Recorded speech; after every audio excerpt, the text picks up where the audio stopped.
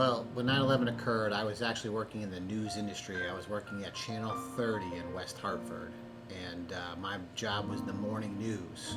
So I was covering the morning news at 9:30 when the first incident occurred, and then we went on air right after the second plane hit the World Trade Center, and went straight through for 24 straight hours of news coverage. Well, one of the things that I recall is when we were on the news, we sent reporters live down to New York, and they couldn't get down to New York, so they actually met people from Connecticut that were walking home from their jobs in New York, and hearing their story and how they kind of dealt with that was always very emotional to me.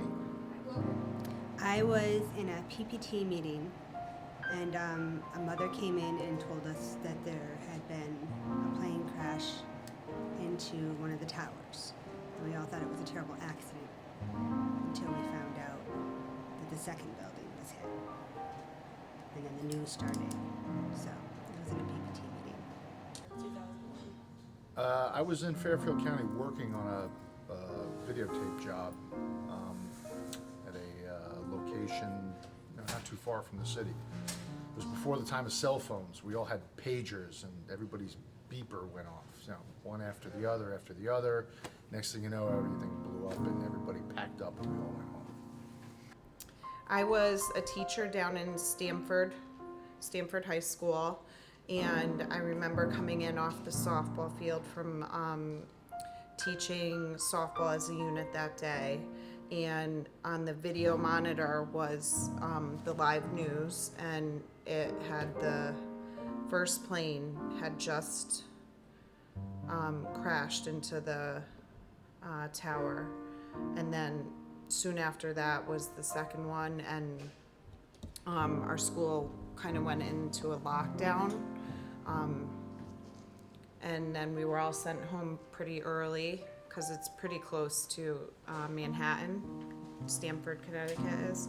I remember vividly where I was. I was actually home. My daughter was 6 weeks old, so I was home on maternity leave, and I was watching television, and it was interrupted, and suddenly you could see that the World Trade Center was on fire.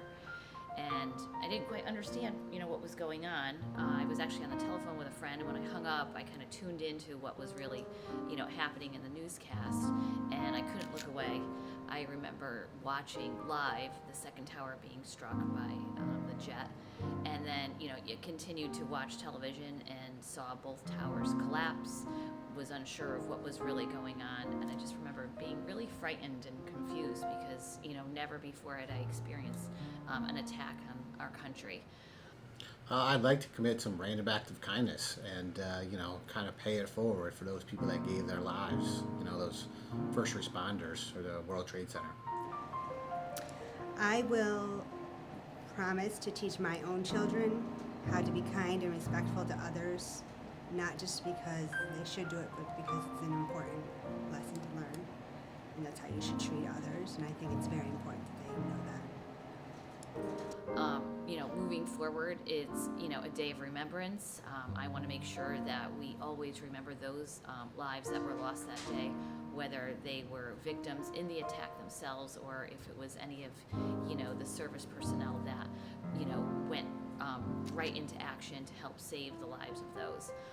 Here in the Woodland Media Center, I'm trying to build a collection for 9/11 remembrance. We have a few new titles on display. But, this is something that's kind of near and dear to my heart because, I lived through it. And, I want to make sure that I'm doing my part to honor those lives that were lost. In a couple of weeks, I'm going to be going down to New York City for my wedding anniversary, which is something we do every year.